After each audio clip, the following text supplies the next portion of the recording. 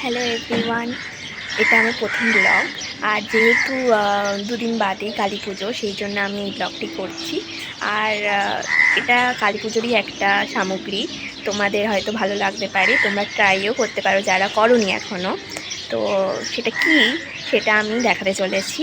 আর কীভাবে করেছি সেটাও তোমাদের সাথে শেয়ার করব।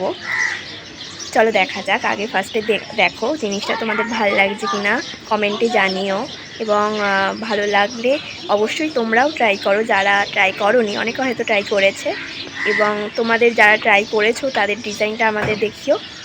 আর যারা ট্রাই করোনি তারাও ট্রাই করতে পারো, করে আমাকে দেখাবে অবশ্যই, এবং আমার ডিজাইনটা কেমন লাগলো সেটাও আমাকে জানিও।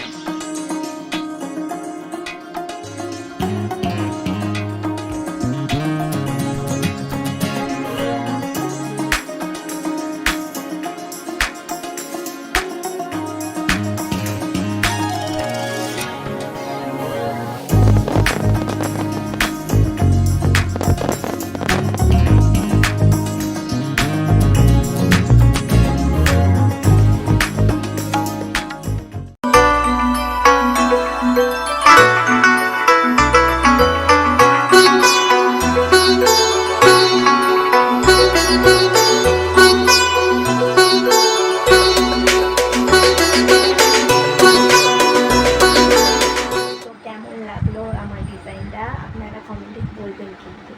আর এটা সব জায়গায় এখন অ্যাভেলেবেল, এরকম মাটির ছোট প্রদীপ, যেগুলো কম দামে পাওয়া যায়। আর আপনারা এরকম মাটির প্রদীপ কিনে আপনারাও করতে পারেন চাইলে। আর যারা তোমরা যারা ভালোবাসো পেন্টিং করতে, তারা এরকম করতে পারো, ট্রাই করতে পারো। একদম কম দামে মাটির প্রদীপ কিনে এবারে কালী পুজোতে এরকম করে দেখো, আর খুব সুন্দর লাগছে করার পর, তোমরা দেখতে পারো।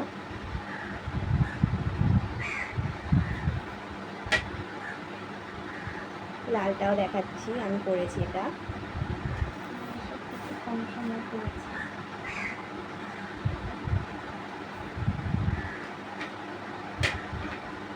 এটা সবুজটা আমি এখানে 3টে কালার নিয়েছি, সবুজ, লাল আর হলুদ, এই 3টে কালার দিয়েই করেছি।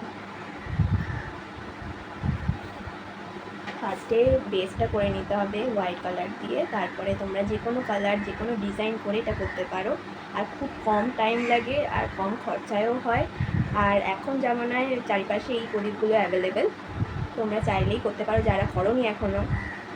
আর তোমাদের ডিজাইনটাও দেখিও, এবং আমার ডিজাইনটা কেমন লাগলো সেটা কমেন্টে জানিও। আর আমার এই ফার্স্ট ব্লগটা কেমন হলো এবং কেমন লাগলো তোমাদের, আমাদের কমেন্ট বক্সে কিন্তু কমেন্ট করে জানাতে ভুলবে না। Thank you. সাবস্ক্রাইব করতে কিন্তু ভুলবেন না।